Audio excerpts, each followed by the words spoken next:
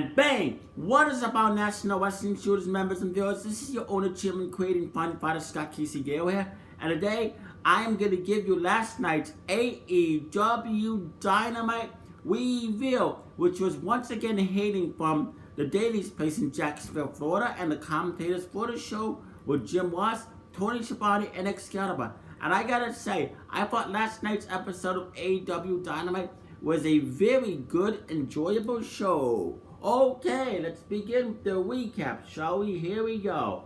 Chris Jericho entered with Floyd, the baseball bat, to join commentary at the top of the show, which is always a treat. It's always a treat and a pleasure to have Chris Jericho on commentary. And then the first match was FTR, for the tag team formerly known as the Revival in WWE, defeated the Butcher and Blade. Cash Wheeler pinned the Blade after a Mindbreaker assisted Spike Piledriver. This was a really good debut tag team match for FTR. Both them and the Butcher and the Blade, in my opinion, put on a very good match.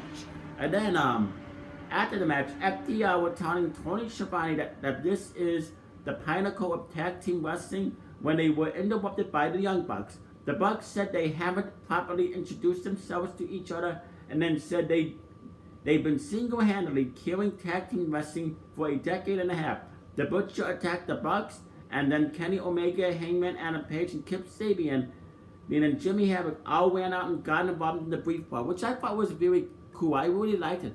And I really liked how the Young Bucks can introduce themselves to FTR, and I definitely want to see a match between the Young Bucks and FTR. Say what you want about the Young Bucks, but you know that a match between FTR and the Young Bucks is definitely a dream tag team match. And then Dasha Gonzalez interviewed the National Nightmares along with Brandy Rhodes and Allie.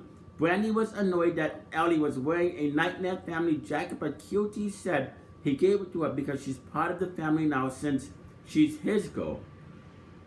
Dustin Rhodes said he needs QT's head in the game next week because they have a title shot against Omega and Page. Pretty good backstage segment. I wonder if Hangman Adam Page is gonna turn heel next week's episode of AEW Dynamite. I mean, they showed hints of it earlier this year, but I don't know if they really went anywhere with it. But it looks like it might happen or it might not happen. But anyway, I am looking forward to the tag team title match next week between Dustin Rhodes and QT Marshall and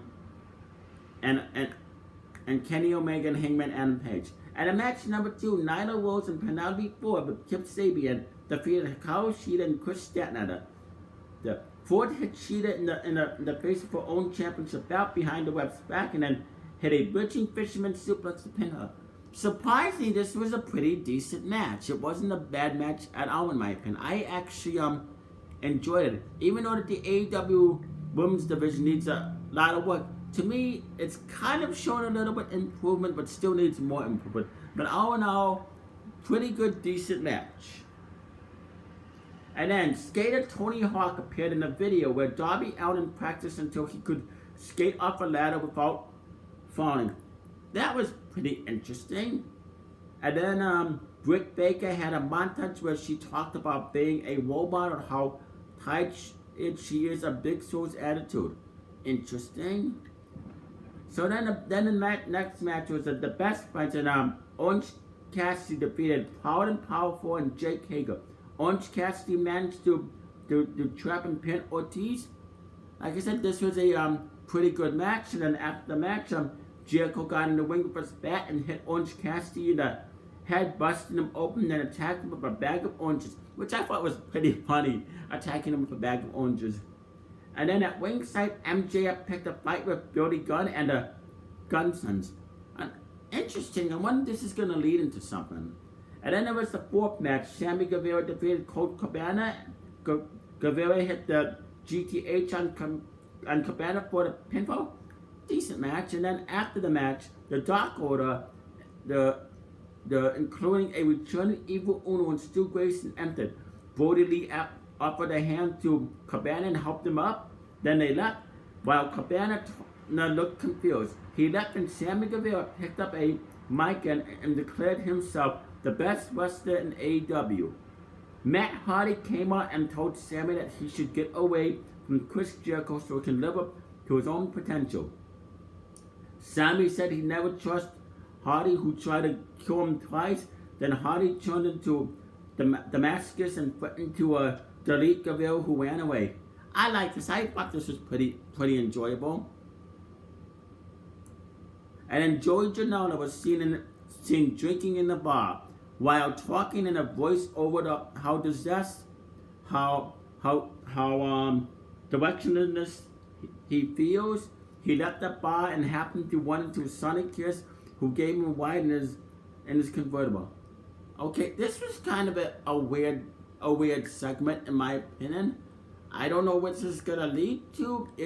But it was a weird, interesting segment. And then Colt Cabana entered Brody Lee's office backstage. I wonder what. Another thing, I wonder what this is gonna lead into. And then in the parking lot, AEW World Champion Jon Moxley told Alex Marvez that he's in a bad mood, not just because his whole body hurts, but because Taz keeps saying Brian Cage is gonna beat him at Fyter Fest. Moxley can't wait for Fyter Fest so he can shut everybody up by beating Cage. Taz showed up and got in Moxley's face, distracting him while Cage ran up behind him and attacked him, leading into a brawl that did serious damage to a car. I like this. I really like this. I like what AEW is doing with Brian Cage. I like that Taz is his manager and mouthpiece. It's a good fit for Brian Cage. Page, and it's definitely good build-up between him and Jon Moxley, which is gonna which their world title match is gonna happen at Fyter Fest. So yes, I like I said, I like this. Like I said, I really enjoy what AEW is doing with Brian Cage, and I want to see what's gonna happen next week if Jon Moxley is gonna get revenge on him. And then there was the main event. Cody Rhodes and Arn Anderson defeated Mark Quinn to retain the TNT Championship. Quinn tapped out to an ankle lock that Cody maintained for his legs. This is a pretty good main event.